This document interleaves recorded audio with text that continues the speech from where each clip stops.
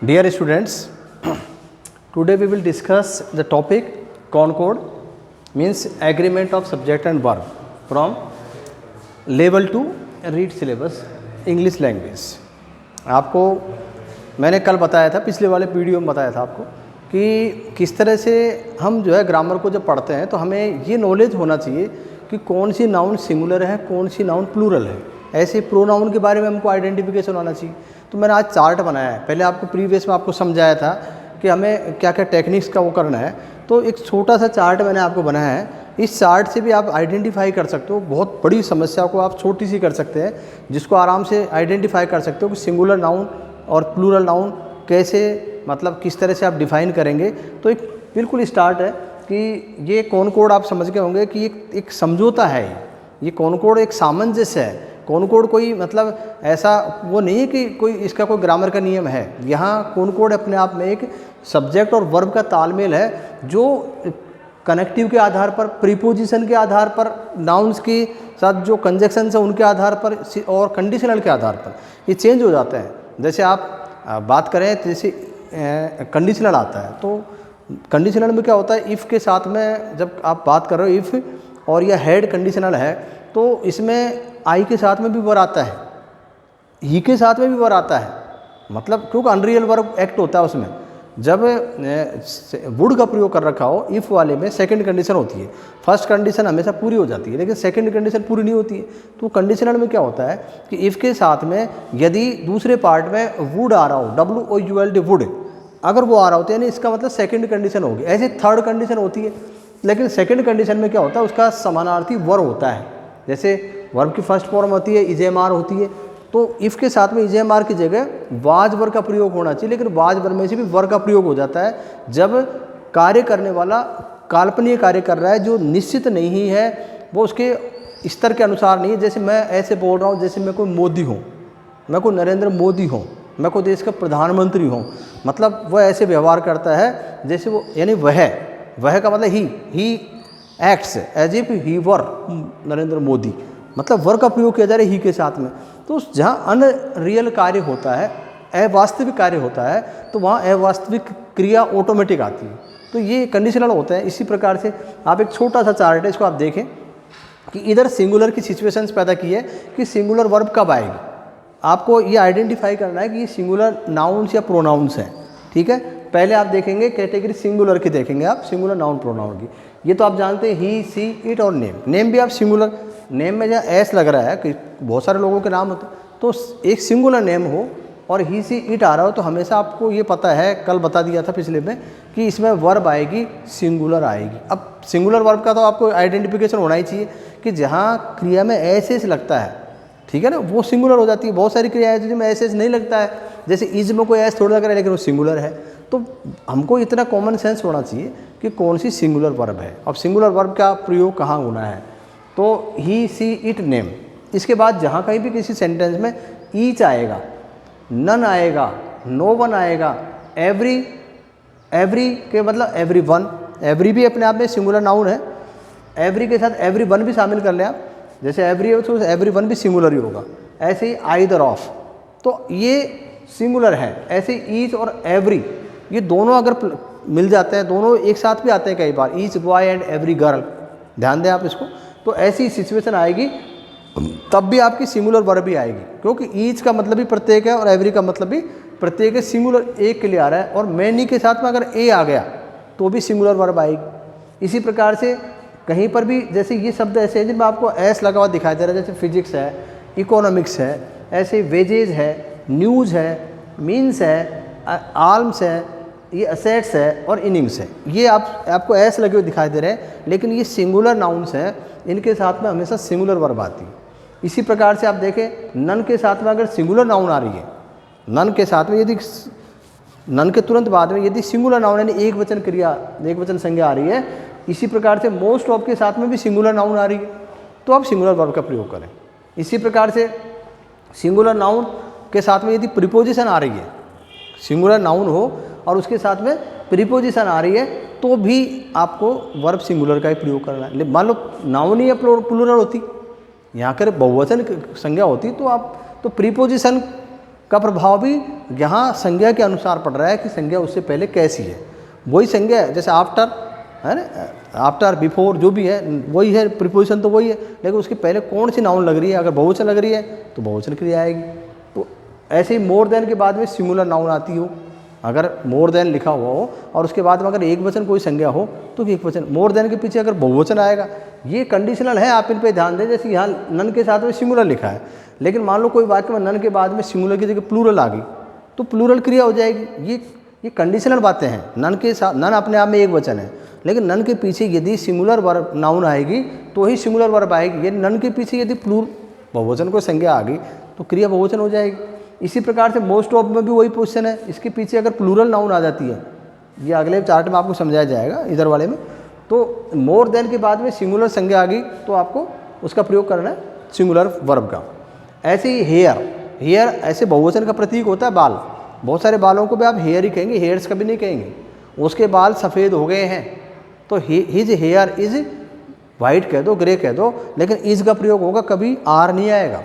ऐसे ही a pair of, a couple of, ये क्या जोड़े होते हैं। पेयर यानी जोड़ी, कपल में जोड़ी, दंपति या ग्रुप यानी समूह, ए फ्लॉक यानी इनके साथ, a bunch, A fleet of, इनके साथ में चाहे प्लूरल इनके साथ हमेशा ध्यान दें कि जब भी ऑफ आएगा, ग्रुप है, इनके साथ में नाउन जो आती है वो प्लूरल आती है। ये एक बहुत बड़ा महत्वपूर्ण पॉइंट है कि ये जो ग्रुप से संबंधित चीज़ें हैं, चाहे वो बंच हो, चाहे वो पेयर हो, चाहे कपल हो, चाहे ग्रुप हो, इनके पीछे हमेशा जो नाउन आती है वो कैसी आती है, प्लूरल आती है। लेकिन इनके बाद जो वर्ब आती है, वर्ब हमेशा सिंगुलर आती है। क्यों आती है आप बताइए। जैसे यहाँ पर लिखा है कि एक ग्रुप यानी ए फ्लॉक लिखा है। ए फ्लॉक का मतलब एक दस्ता हो गया, एक समूह हो गया, लेकिन समूह तो एक ही हुआ ना, तो आगे फ्लॉक से कोई मतलब नहीं, चाहे उसके साथ संज्ञा बहुवचन आएगी, लेकिन वर्ब हमेशा सिंगुलर आएगी। ठीक है। इसी प्रकार से नथिंग बट के पीछे अगर सिंगुलर नाउन आती है तो वर्ब भी सिंगुलर आएगी, लेकिन नथिंग बट के पीछे यदि प्लूरल नाउन आए यानी बहुवचन आएगी तो क्रिया भी बहुवचन हो जाएगी। नथिंग बट का कोई रोल नहीं रहा, रोल रहा उसके पीछे कैसे नाउन आती है। इसी प्रकार से the number of, number of के पीछे हमेशा प्लूरल नाउन आती है। नंबर ऑफ यानी वही, जैसे यहाँ पर आया ए पेयर ऑफ, इस तरह, लेकिन इसके पीछे वर्ब सिंगुलर आती है। ऐसे ही देयर शब्द का प्रयोग किया जा रहा है, देयर स्टार्ट में है, लेकिन देयर के पीछे अगर नाउन सिंगुलर आएगी तो वर्ब सिंगुलर आएगी। तो ये मैंने एक चार्ट आपको एक सुविधा के लिए बनाया है। इसी प्रकार से इधर देखेंगे आप, इन्हीं के समानार्थी इसी तरह से अपोजिट है।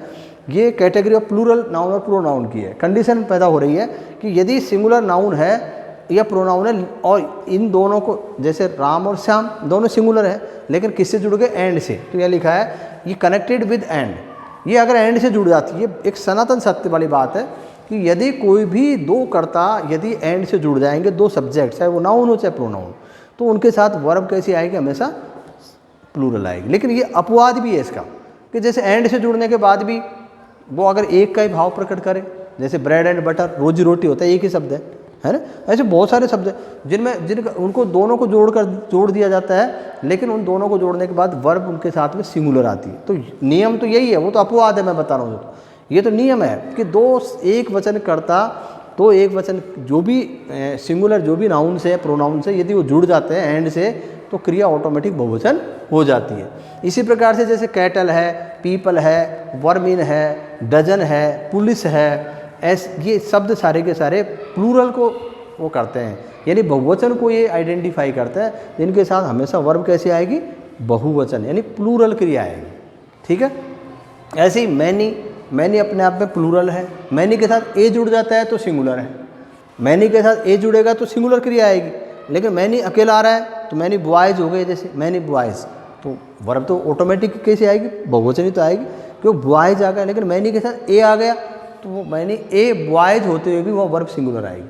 तो मैनी इसी प्रकार से है। सम भी बहुवचन है। ठीक है। सम के साथ हमेशा बहुवचन ही आएगा। इसी प्रकार से फ्यू इज नहीं आता कभी, फ्यू के साथ में आर आएगा, फ्यू के साथ वर आएगा, क्योंकि बहुवचन है। इसी प्रकार से जैसे नन का पहले दिया था आपको, तो नन के बाद यदि बहुवचन संज्ञा आएगी, इसी प्रकार से मोस्ट ऑफ के बाद अगर बहुवचन संज्ञा आएगी तो इनके साथ में क्रिया भी बहुवचन हो जाएगी, प्लूरल हो जाएगी। ऐसे ही प्लूरल नाउन आती है और उसके साथ में प्रीपोजिशन। आप पहले बता दिए आपको कि ये प्रीपोजिशन महत्वपूर्ण नहीं है, महत्वपूर्ण उससे पहले क्या आ रहा है। प्रीपोजिशन से पहले यदि एक वचन संज्ञा आती है तो क्रिया भी एक वचन होगी, अगर प्रीपोजिशन से पहले बहुवचन संज्ञा आती है तो क्रिया भी बहुवचन होगी। ऐसे मोर देन के पीछे अगर यहाँ पर प्लूरल नाउन आती है तो निश्चित है प्लूरल ही वर्ब आएगी। प्लूरल का चार्ट है इधर का, इनको देख करके आप इनको याद कर लें। आप अगर आपको कॉनकॉर्ड सही करना है तो आपको यही चीज़ें परेशान करती हैं, आपको ध्यान नहीं रहता किसके साथ क्या आएगा। ठीक है, इसी प्रकार से नथिंग बट आता है तो उसके साथ नथिंग बट के साथ अगर प्लूरल नाउन आती है, बहुवचन संज्ञा आती है तो बहुवचन क्रिया आएगी। इसी प्रकार से number of, a lot of, lots of, great deal of, ये पूरे ग्रुप को, बहुत बड़ी संख्या को ये सारे के सारे परिभाषित करते हैं। Number of, a lot of, lots of, great deal of, plenty of, both of, several, ये सारे बहुवचन है। ये पूरे के पूरे जहाँ भी आएंगे इनके पीछे नाउन भी बहुवचन आती है, हमेशा प्लूरल नाउन आती है, तो वर्ब भी हमेशा प्लूरल आएगी। इनके साथ तो हमेशा ही प्लूरल आती है, इसमें कोई अपवाद नहीं है। ये ऐसे हैं कि जो निर्विवाद है, इनके साथ हमेशा वर्ब की मतलब जो फॉर्म आती है वो प्लूरल आती है, यानी बहुवचन आती है। ठीक है, इसी प्रकार से देयर शब्द एक कॉमन है। देयर के अगर आप पीछे अगर कोई जो वाक्य में कोई भी ऐसे नाउन आती है एक वचन आएगी तो ईज आ जाएगा, है ना। देयर इज ए बॉय, ठीक है, लेकिन बहुत सारे बॉय, देयर आर बॉयज़, तो बॉयज़ लिखा है जब तो आर हो गया, लेकिन बॉय लिखा है तो ईज आएगा। तो यहाँ डिपेंड करता है नाउन के ऊपर।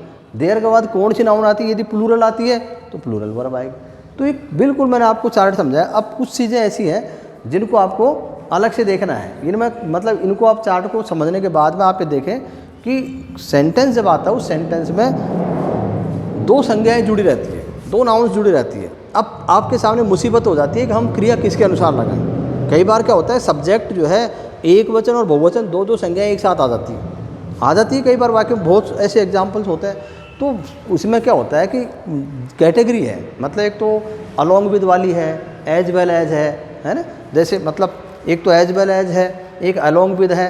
ये ऐसे हैं कि इनके साथ में जब भी आएंगे तो पहले वाली नाउन के अनुसार आएंगे।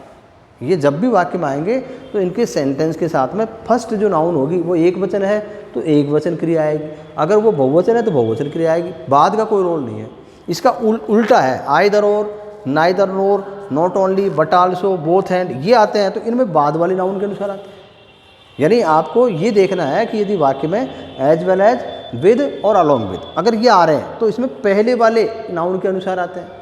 यदि either or, neither nor, not only, but also, both and ये आते हैं तो इन वाक्यों में जो पीछे वाली नाउन होती है, पीछे वाली संज्ञा होती है, उसके अनुसार वर्ब आती है। वर्ब यहाँ निश्चित नहीं है कि इनमें एक वचन आएगा, इसमें तो कर्ता के ऊपर निर्भर करती है। लेकिन कर्ता भी आपको ये निश्चित करना पड़ेगा कि एज वेल एज है, विद है, अलोंग विद है, तो आपकी फर्स्ट जो सबसे पहला सब्जेक्ट है उसके अनुसार आती है। और अगर either or, neither nor, not only, ये महत्वपूर्ण है इसलिए रिपीट कर रहा हूँ मैं बार बार आपको, मैं महत्वपूर्ण को रिपीट कर रहा हूँ कि either or, neither nor, not only, but also, both and अगर ये आते हैं तो बाद वाली नाउन के अनुसार क्रिया आती है, बाद वाली के अनुसार ही वर्ब आती है। अगर बाद वाला बहुवचन है तो बहुवचन क्रिया आएगी, एक वचन है तो एक वचन क्रिया आएगी। इसमें निश्चित नहीं है, बिल्कुल इन दोनों में ऐसे है। और इसी प्रकार से मतलब एंड से अगर कोई जुड़ते हैं तो आपको जैसे एक ही समान, जैसे मैंने ब्रेड एंड बटर का बताया एग्जाम्पल, ऐसे बहुत सारे एग्जाम्पल है जो एंड से जुड़ने पर भी एक वचन का अर्थ देते हैं। और इसी प्रकार से कोई एडजेक्टिव आता है किसी वाक्य में, एडजेक्टिव होता है, कोई विशेषण होता है, जैसे रिच, तो रिच मतलब एक धनवान एक व्यक्ति सिंगल हुआ, लेकिन उस रिच के पहले द आर्टिकल लग गया तो वो द रिच अपने आप में कास्ट हो गई, एक ग्रुप हो गया। पुअर के पहले द लगा दिया आपने तो वो बहुवचन हो गई। जब भी किसी भी एडजेक्टिव के पहले, कोई विशेषण के पहले, और वो कर्ता बन रहा है, अगर कोई एडजेक्टिव को सब्जेक्ट बनाया जाता है और उसके पहले द आर्टिकल लग जाता है तो वर्ब जो आएगी हमेशा प्लूरल आएगी, बहुवचन आएगी। क्यों? क्योंकि वो एक ग्रुप को, समूह को, वो उसको आइडेंटिफाई कर रहा है, उसका प्रतिनिधित्व कर रहा है, इसलिए। ठीक है, इसी प्रकार से क्या होता है कि जैसे मैंने आपको बोल के बताया था कि आई विश जब आता है तो आई विश यानी कामना करना होता है, तो उसमें भी जो वर्ब आती है वो अनरियल आती है। अनरियल का मतलब होता है अवास्तविक। अवास्तविक यहाँ पर वर का प्रयोग है, जैसे वाज की जगह वर आएगा, इज की जगह आर आएगा, लेकिन ज़्यादातर वर का प्रयोग होता है। ऐसे ही जैसे कंडीशनल है, कंडीशनल मैं आपको पढ़ाऊँगा अलग से कि जब भी कंडीशनल होगा तो ये चार्ट को आप अच्छी तरह से आप इसको फॉलो करें। मैं इसको मिटा के बता रहा हूँ एग्जाम्पल्स।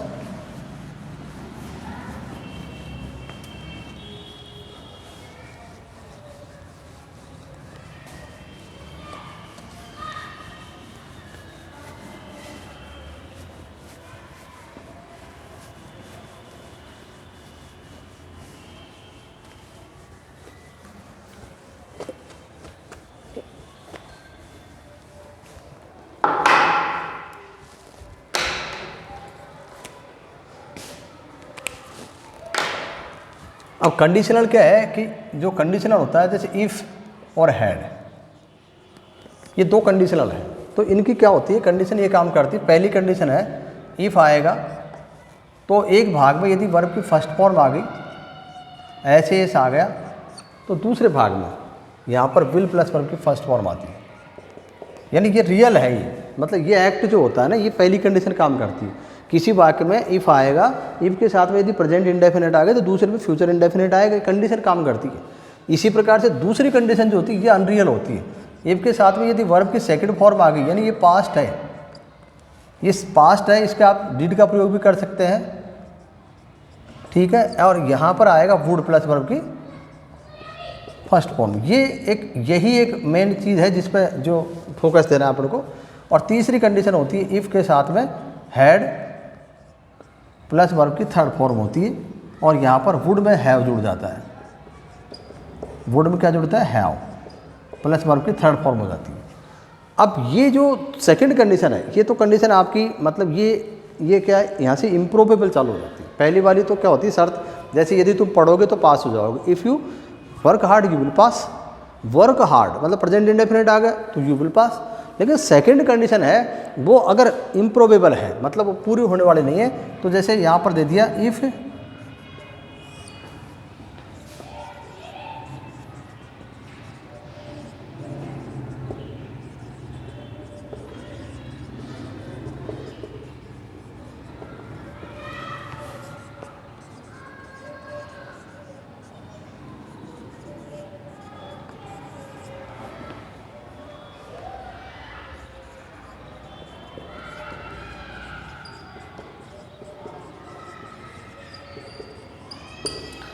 ये सेंटेंस आप देख रहे हैं, if Khalistan the prime minister of India, यदि मैं भारत का प्रधानमंत्री होता तो आई वुड प्रोवाइड, मैं प्रदान करता गवर्नमेंट जॉब्स, सरकारी नौकरियां टू द यूथ, युवाओं को।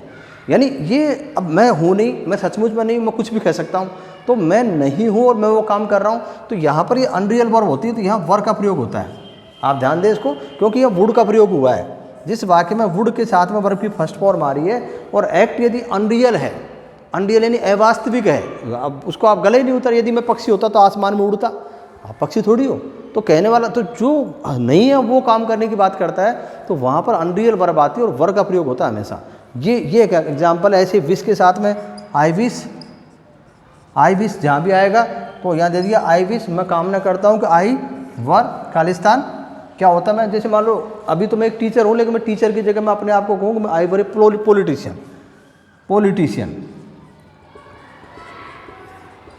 मैं पॉलिटिशियन होता, काश मैं पॉलिटिशियन होता, एक राजनेता होता, तो आई वर हो गया। यहाँ पर आई के साथ में भी वर आ गया, मतलब ही के साथ में भी वर। ऐसा नहीं है कि यहाँ आई के साथ ही ही सी इट एक वचन कर्ताओं के साथ भी वर होगा, बहुवचन के साथ तो कोई बात ही नहीं है। मतलब बहुवचन के साथ तो वर आना कोई बात ही नहीं, लेकिन आई ही सी इट नेम इनके साथ में भी वर का प्रयोग हो जाता है। तो ये इस तरह की कंडीशन है। अगला एक एग्जाम्पल मैं आपको बता रहा हूँ।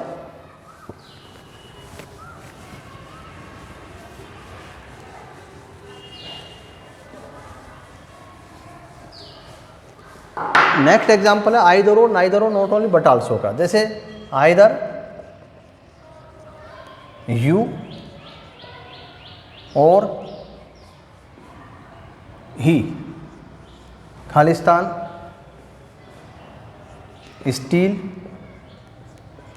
स्टील माई फ्रूट्स। ये वाक्य लिखा हुआ है। आइदर मीन्स या तो या तुम, यू आइदर यू या तो तुम, और या फिर ही वह। खालिस्तान स्टील माई फ्रूट्स, मेरे फलों को। अब आप देखिए यहाँ इसका कोई प्रभाव नहीं हो रहा है यू का, यह बाद वाली के अनुसार आएगी। जो वर्ब आएगी आइदर और नाइदर और नॉट ओनली बट आल्सो में जो वर्ब आती है इसके अनुसार आएगी। यानी अब ही है एक वचन। अब यहाँ स्टील में क्या जुड़ जाएगा, प्रेजेंट इंडेफिनिट का वाक्य है तो स्टील्स। आपको टेंस पढ़ाएंगे जब पूरा नॉलेज आ जाएगा। अभी तक आपको पूरा ये ध्यान नहीं है कि ये क्यों हो रहा है ऐसा, लेकिन आपको पहले कॉनकोड में ये पढ़ना जरूरी होता है कि किसके अनुसार वर्ब आएगी। यहाँ वर्ब ही के अनुसार आई है, ये बताना चाह रहा हूँ मैं आपको। यहाँ यू का कोई रोल नहीं रहा। जब आइदर और नाइदर, ये महत्वपूर्ण, आप इस पर ध्यान दें, मैं बार बार बोल रहा हूँ। Either or, neither NOR, not only but also, both and, ये जब आते हैं तो जब भी ऐसा होता है तो पीछे वाली जो नाउन होती है पीछे वाली प्रोनाउन होती है, जो भी संज्ञा या सर्वनाम होता है उसी के अनुसार क्रिया आती है। ये बहुत महत्वपूर्ण गोल्डन रूल है इसका।